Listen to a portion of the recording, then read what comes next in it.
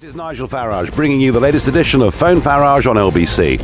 I'm here for the next 30 minutes taking your calls, and this is your chance to put any question you like to me, and I'll do my very best to answer. So the number for you to get in touch and get involved is 0345 60 60 973. That's 0345 60 60 973. And don't forget, you can also watch Phone Farage on the website lbc.co.uk. And our first caller this morning is David in King's Cross. Good morning. Morning, Nigel. I'd just like to ask you, as you know, the UK spends £300 million a day of tax we haven't got. Do you think that the House of Lords were correct to vote down the government who are trying to reduce that horrendous situation? Very interesting one. Traditionally, or I say since the 1911 reforms, which I don't remember myself, but that great sort of change in the role of the House of Lords, apropos the Commons, since 1911, it's been convention that on money bills, the House of Lords does not oppose the government of the day. The question, I guess, David, is was this a money bill? Now, Osborne, quite sneakily, tried to bring this change in using statutory instruments, and I think he got repaid for his sneakiness by them saying, well, to hell with it, if you're going to do it this way, it's not really a money bill. Were they right to do it? Probably not. I think the House of Lords has fallen in terms of its reputation over the course of the last few years. It seemed to be, a chamber that is stuffed with placemen from the two main parties. It's seemed to be a place, frankly, that now wants to start flexing its muscles. The funny thing, David, is this. The irony is this. If we're going to be very critical of the House of Lords, either because it interferes in this case or because it's unelected and having a say over legislation, then the cry comes for us to have an elected House of Lords. And I think logically in the end, that's where we're going to have to go. However, once the House of Lords is elected, boy, it'll flex its muscles then, and we'll see some of the constitutional gridlock that we see on Capitol Hill in Washington on a regular basis. So I think, really, David, my answer to you is that the House of Lords has been, I think Blair, Brown and Cameron have just appointed so many people to it that it's lost all credibility, and I think it's in for wholesale reform over the course of the next decade or so. What do you think, David? Yeah. What do you think? I totally agree. I think it's a national disgrace that an unelected body can vote down the elected government, and it does require reform. And they couldn't create a worse system than we currently have. No, I think that's right. Although, of course, one of the reasons that maybe, and I'm saying this gently because I don't want to be sued, but maybe it suits the big parties to keep the system as it is, because provided they get lots of donations, they in turn then give peerages. I'm told this happens. I mean, it may not be true. So like everything, I mean, if we need reform, David, of the House of Lords, and I agree with you, we do, but equally, don't we need reform of the House of Commons? I mean, we have a government, that's got 36% of the vote, 23% of the overall potential vote, and yet has a complete majority to do pretty much whatever it likes. And without sounding too whingy at 9 o'clock on a Thursday morning, a party like UKIP with 4 million votes and just one representative. So I think actually our whole system needs a very good looking at. Just before we move on from this, Mr. Farage, how was the situation influenced by the scrapping of hereditary peers? What did that bring about? Well, I mean, clearly, it appeared to be indefensible to have hereditary peers.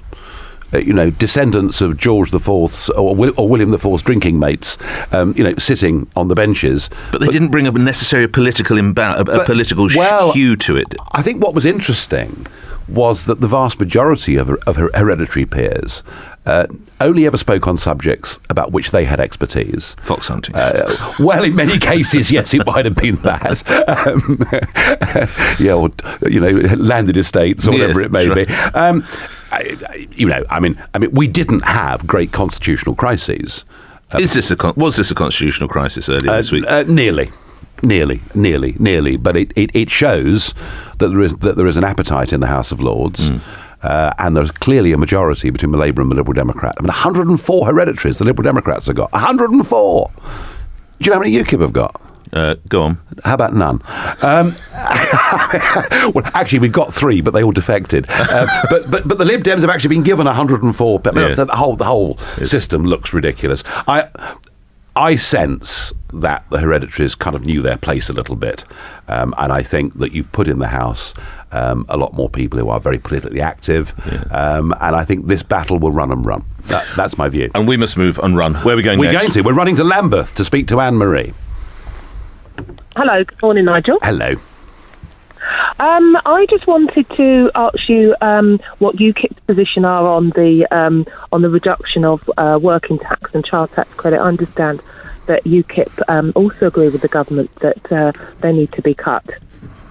Well, I would agree with the principle that we should pay people well for doing jobs. And I mean, Anne-Marie, nobody has screamed more loudly than me about wage compression over the course of the last few years. We've flooded the labour market in this country with foreign labour.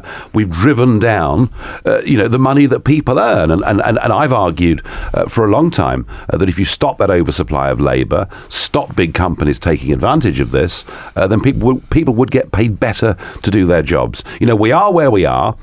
Because New Labour fell completely into bed with giant corporate business, and what Brown effectively did was to subsidise cheap labour with tax top-up. So that's why we are where we are here. However, when you think that over the last 8 to 9 years, people on average salaries have had a pretty miserable near decade now, where they've effectively seen their living standards at best stand still, and in many cases decline, the very last thing we should be doing right now is hitting 3 million working people hard in the pockets next year.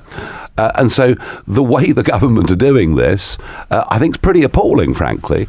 I support the concept that Frank Field, a really rather sensible Labour MP, and Frank's proposal would be that you don't cut any of the tax credits until the increases in minimum wage kick in, so that nobody is worse off. And I would like to see that, Anne-Marie, as a minimum position. For so many people, the incentives for coming off benefit and family support and all the things that are out there in society, the incentive for coming off those and going to work, frankly, just isn't big enough. So I hope that answers the question for you. Quick response, in a sentence, if you would, Anne-Marie.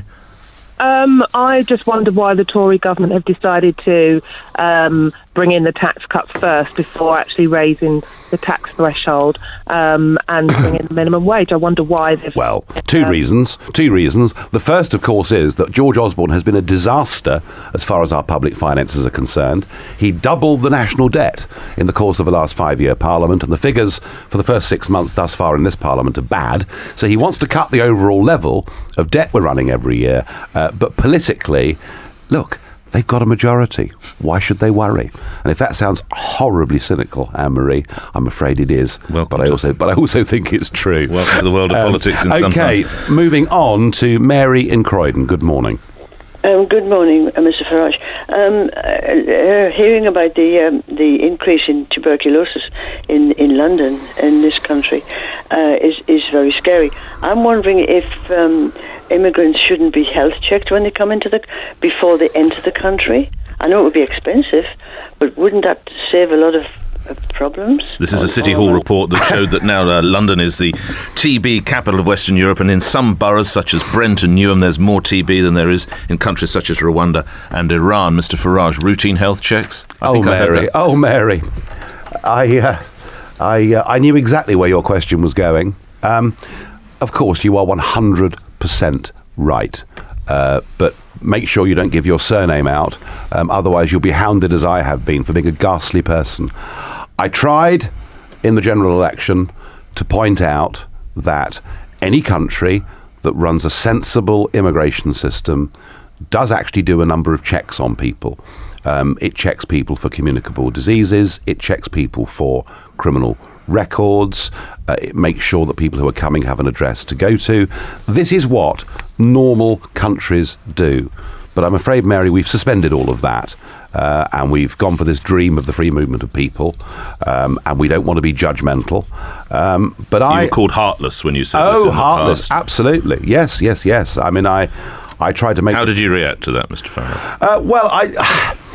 if you talk about TB or you talk about HIV or you talk about any of these things, Nick, you are accused of being heartless. But the point is that it is the first duty of government to protect its own citizens.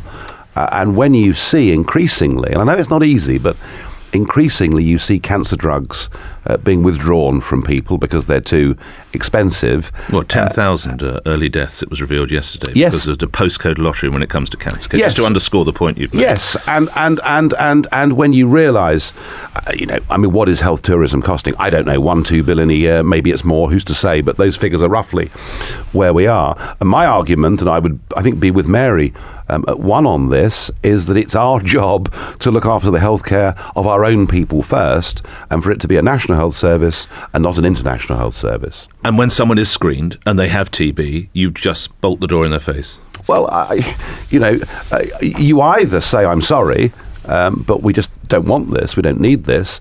Or, of course, the alternative is they may say, no, it's fine, I've got the money and I can pay for the treatment. And that would be another way of looking at this. So if they can self-fund, they could still possibly gain access to UK. Well, I think that's right. But I touched on this HIV issue, and of course I know that the entire establishment have condemned me for it. But all I can say in response to my critics is the number of letters, and I've kept them all, they're in a file, and one day I'll use them.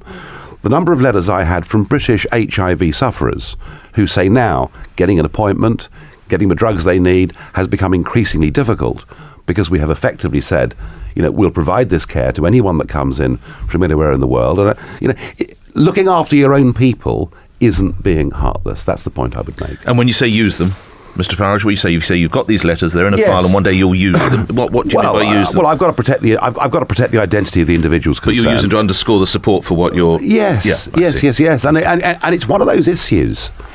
I sometimes think that the metropolitan London media elite, I'm sorry, I'm looking at you, Nick, but I... born in Kent, you mind? I know, but I sometimes think there are issues like this where the media class and their friends in a Notting Hill set have a certain view on the world, and they're somewhat contemptuous of the way that ordinary people think and feel about these issues. And we're not heartless. Goodness me, we as a country give stacks of money to charities, disaster relief, helping kids all over the world, Christian aid, you name it. We're not a heartless country. We're actually more generous than the rest of Europe when it comes to charitable giving. But when it comes to our public services in this country, and a feeling that in many cases families are paid in for generations, then it's a question of priorities in terms of who you treat. We move on. We do. We go to Mel in Cannock. Good morning. Hi, Nigel. How are you? Good, thanks. Yeah. Good. My question. First role of a government is to protect its citizens. Taking bobbies on the beat, I think, would make it high risk. What do you think? It's really funny, this one. To me, and I obviously have to sort of put this disclaimer. I haven't got a sort of degree in criminal law, so I'm just sort of going on a hunch here. But it seems to me that if you see uniformed people on the beat, hopefully not in some sort of ghastly yellow high-vis jacket, but a smart uniform. But if you see officers on the beat, I would have thought that gives generally people a sense of well-being and was a deterrent to opportunistic crime. That's how I would view it. And yet there seem to be all sorts of academic studies, Mel, telling us that actually it makes no difference at all and it represents very bad value for money. I don't know whether I'm right or they're right, but I stick with my hunch, which is that actually having bobbies on the beat would make us all feel safer and a little bit happier. What do you think? Well, like I say, I live in a bungalow. I'm a retired pensioner, and the police do come round here sometimes. They chat to us, but that's going to disappear, and it makes people feel safer. Yeah, I think that's right. And it does make people feel safer. Yeah, I think that's right. I remember about 2 years ago there was a big police protest in London. About 20,000 police officers lobbied Parliament, and as someone said, it's really good to see so many police on the streets for once. Just on this subject, thank you for the call, Mel. This is coming from Alex as a text.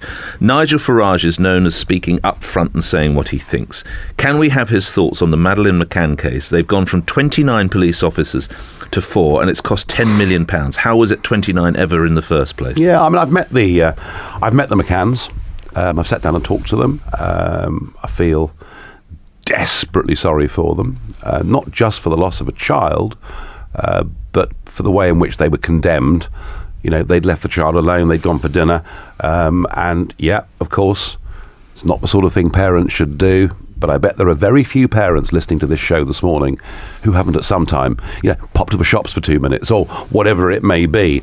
And I felt that some of the attacks on them in the British media were, I mean, pretty nasty stuff. The police have a job to do. They have to allocate resources. A decade has gone by. I think, as you say, 29 was always a huge number, but the fact that it's been reduced probably is the right thing. We move on. We do. We go to Michael in Sunbury-on-Thames. Good morning. Good morning. Hi, Nigel. Good morning.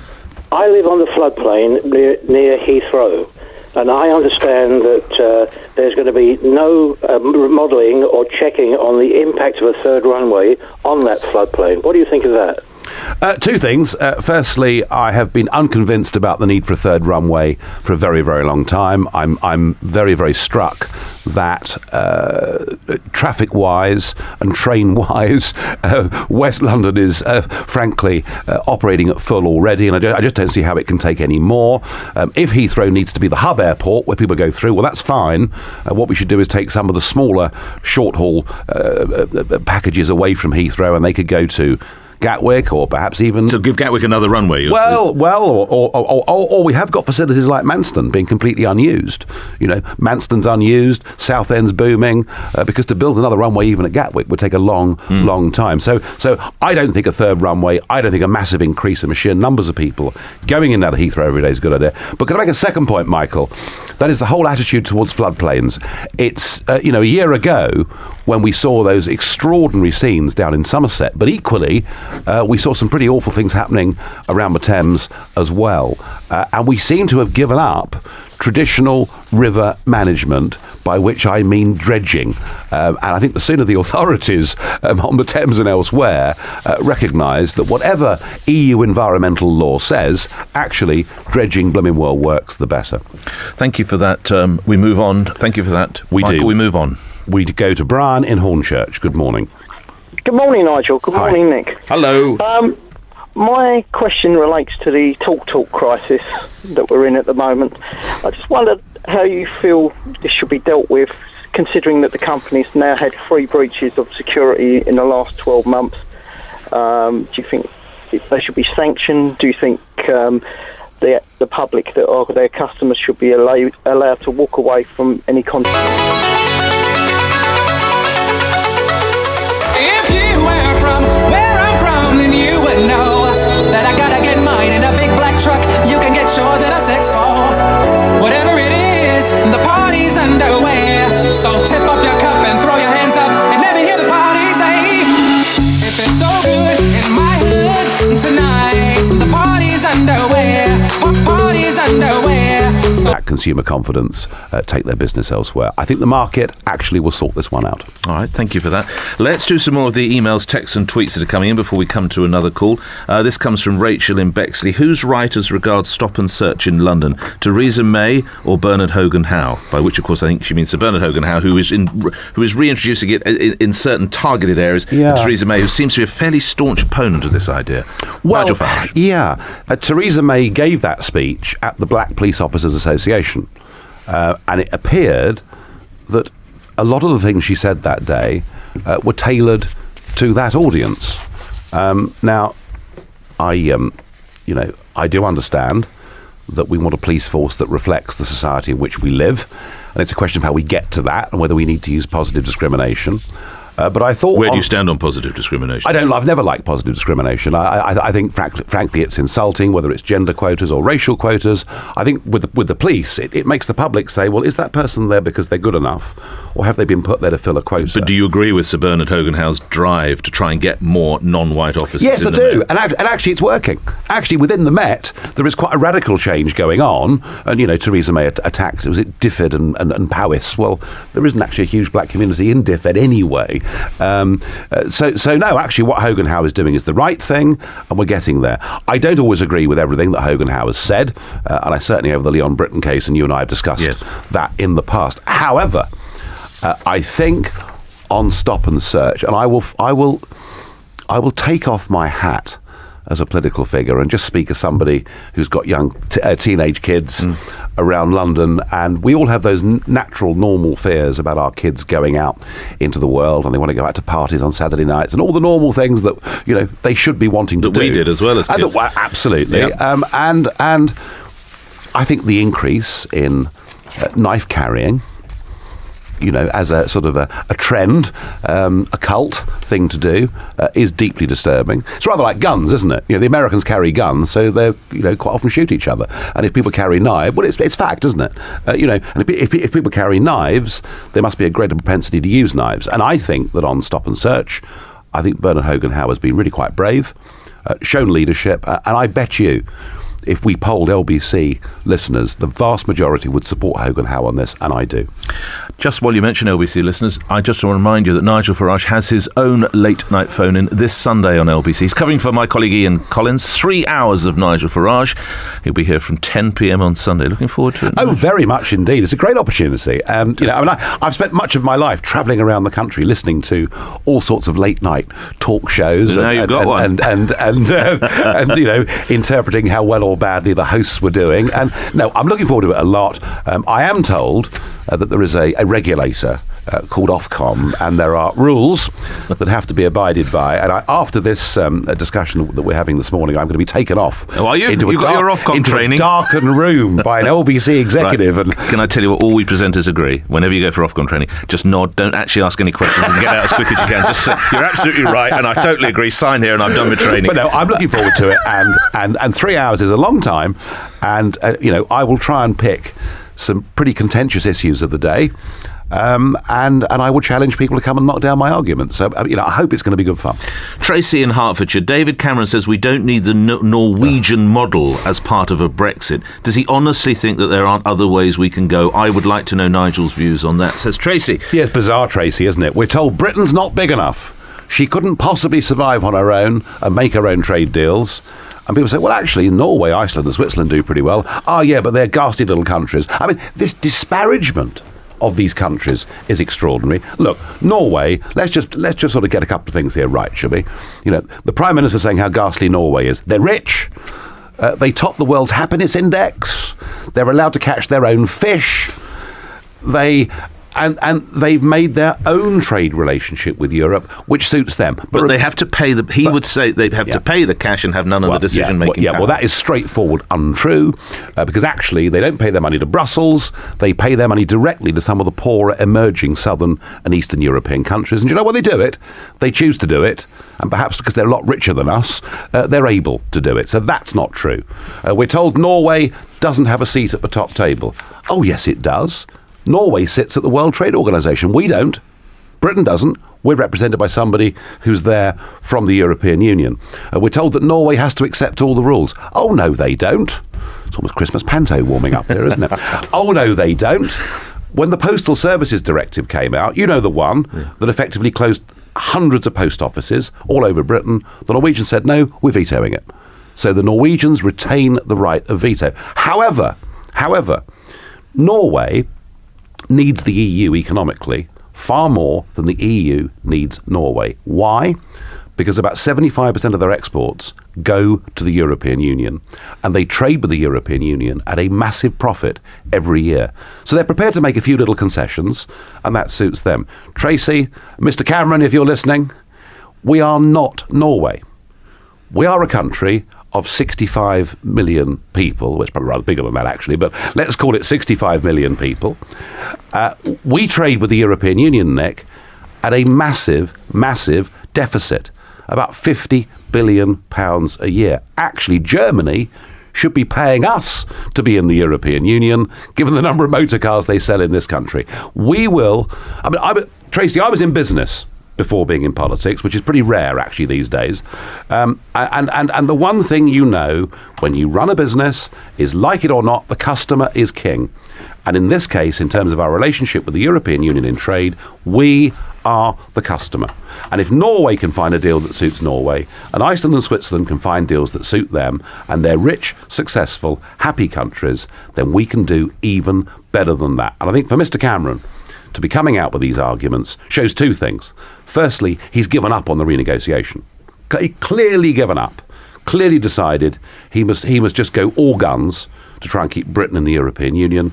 And secondly, I would say I think his arguments are beginning to get a little bit desperate. Let's go to some calls. It is Phone Farage, Mr. Farage. So where do we go next? And we've got Frank in Aldershot. Good morning. Good morning, gentlemen. We heard a lot about what happens if the UK leaves the European Union.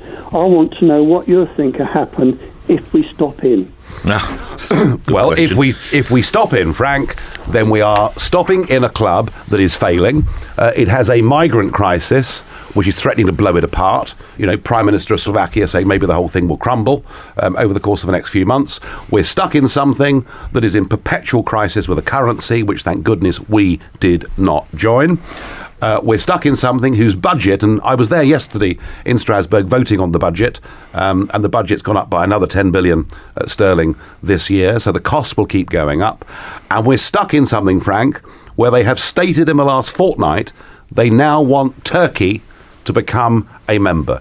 What would that mean to Britain, Mr. Farage? Well, there are two things to say here. Firstly, Nick, that Turkey is becoming more and more unstable. Some very, very big tensions with the Kurdish community, a government that has become profoundly more authoritarian, some would say even Islamist in its approach.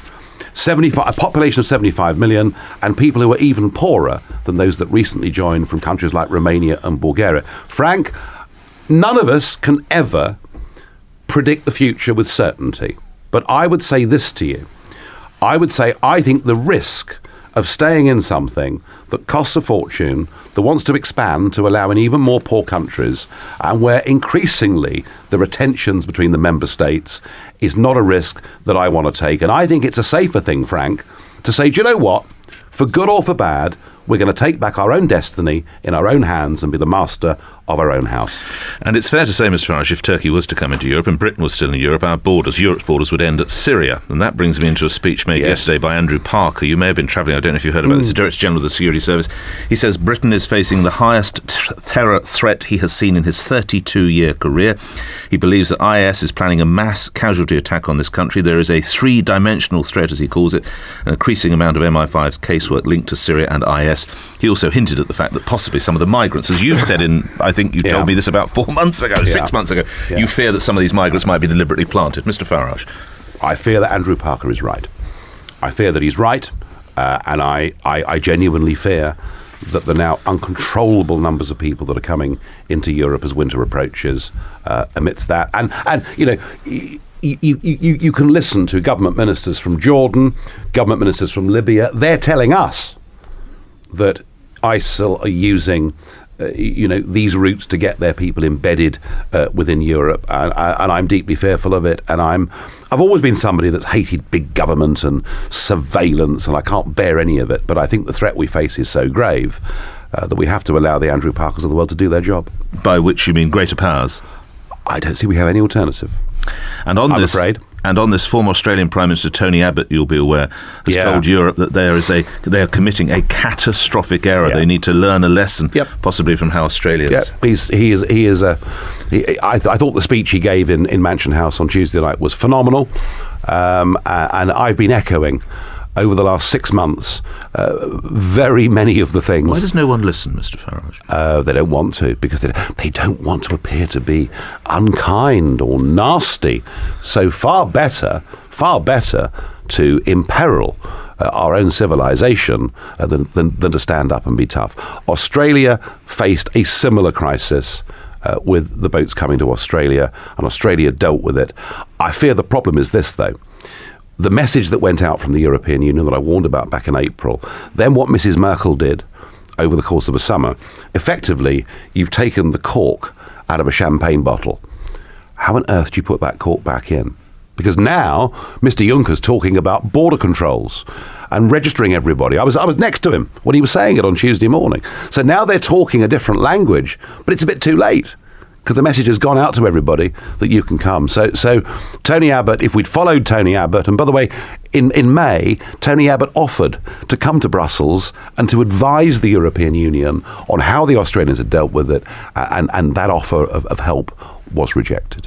Can we There we time are. fit in one We final can. call? He's been hanging on. You're off on Steve. training or wait for a minute, I'm sure. Steve from Stevenage, good morning. Oh, hello, Mr. Farage. Hi. Yeah, hello, sir. We're told forever that the EU doesn't make any of our laws and all the rest of it. I mean, there seems to be a lot of strings attached to being a member of it, though. I mean, our MPs the other day had a chance to vote on the ludicrous tax that we're told we have to charge on our ladies' sanitary products. Yep. I just wondered, sir, if you were an MP and voted, how would you have voted, and what do you think about it? It was in the UKIP manifesto in the general election that we should be able to remove VAT on tampons. We proposed this, we got this debate going, but of course we're not allowed to do it. We're members of the European Union. And could I remind you, Steve, that in the last 48 hours there's been a warning from the European Court that says the government attempt in this country to put pornography filters on our computers to protect our children is against European law. And I listen to these people who tell me, oh no, don't worry about Europe, it doesn't affect our lives. It affects every single aspect of our lives. And one last point, if I can. When Cameron was challenged yesterday in Prime Minister's questions about the state of the steel industry, he said, albeit too little too late, I will go to Brussels and I will ask for permission to give some compensation for the very high energy costs to UK steel producers. It reminds me of a scene from Charles Dickens's Oliver, a British Prime Minister going to Brussels with the begging bowl, saying, please, sir, can we have some of our own money on our own laws back? And I think, Steve, all of it, frankly, is shaming. We are a great country. It's just our leaders don't believe we are. And I want us to win this referendum and take back what is rightfully ours, our ability to make, for good or bad, to make our own decisions. We are a great country. We're a growing country. Just lastly, within the last 2 minutes, the Office for National Statistics, Mr. Farage, has put out figures. The UK's population will rise by 9.7 million over the next 25 years, according to official projections. It'll take it to just over 73 million people in this country. Hurrah! Isn't that marvellous? Lovely, isn't it? Won't the Victoria Line be even more fun in 15 years' time than it is now? And we better increase our house building, hadn't we, and cover our green and pleasant land. I'm sorry, when your population grows as rapidly as ours has done in the last 20 years or so, you can talk to me about GDP statistics until you're blue in the face. I don't care. I'm not interested. What I'm interested in is the quality of life. And I think a rapidly increasing population is diminishing our quality of life in this country. And if those figures are right, and given current immigration levels, they will be right, I don't think that's desirable. I think we should do something about it. You can catch Nigel Farage. He has his own show here on LBC this Sunday, covering for my colleague Ian Collins. 3 hours starting from 10 p.m. on Sunday. Nigel Farage.